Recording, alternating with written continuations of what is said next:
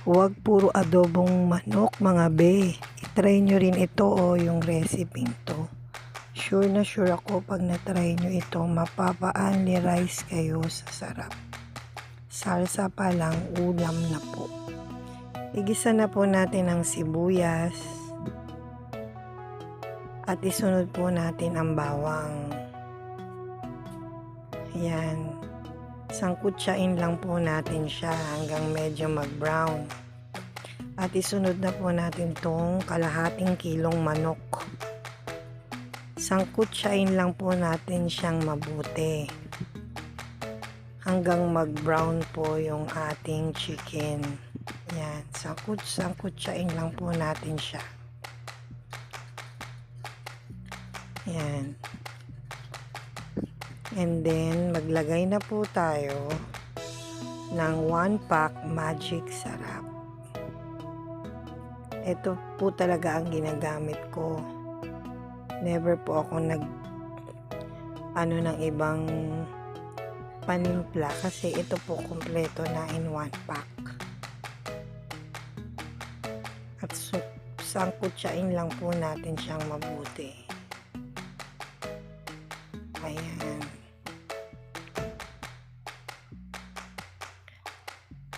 At kapag medyo brown na siya, tatakpan na po natin yan para mapakuluan po natin siya saglit.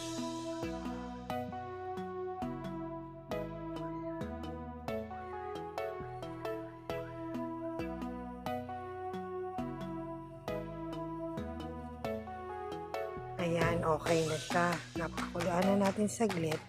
At ngayon po ilalagay na natin itong Alaska Evaporada. Isang buo po ang ilalagay natin yan para mas creamy po yung lasa niya. Mas masarap po kasi ang pagkain kapag hindi tinitipid sa ingredients. Ika nga po nila magtipid ka na lahat, huwag lang sa pagkain. Ayan, at hanggang maubos yan. Antayin natin hanggang maubos yan. At pag nailagay na po natin yung isang lata ng evap ng Alaska, tatakpan na po natin yan. Pakuluan natin ng 20 minutes. Ayan, pagkatapos po ng 20 minutes, ilagay na po natin ang ating gulay na carrots and patatas. At lagyan po ulit natin ng 1 pack Magic Sarap. Bali sa ulam po na ito, 2 Magic Sarap lang ang nailagay ko. Malasang malasa na po siya niyan. Try nyo po mga be. Ang sarap po talaga niya. Hindi po ako gumagamit ng ibang panimpla. Ito lang. Yan. Pag nalagyan na po natin siya ng Magic Sarap, takpan po ulit natin ito.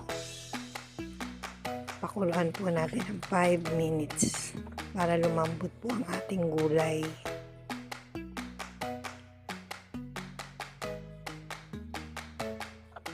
After 5 minutes, malambot na po yung gulay natin yan. Ilagay na po natin itong pineapple, tinbits. Isama na rin po natin ang sabaw niya kasi dagdag lasa po yan. Ayan, ilagay na po natin yung pineapple tinbits.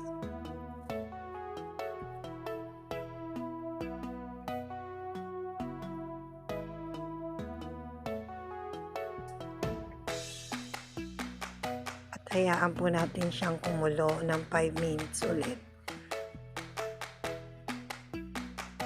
At ayan na po ang masarap na pininyang manok. O, di ba po, itsura pa lang, parang kay sarap-sarap na. Pag natikman nyo po yan, mas masarap. Promise po, try nyo po yan mga be. Yun lang po.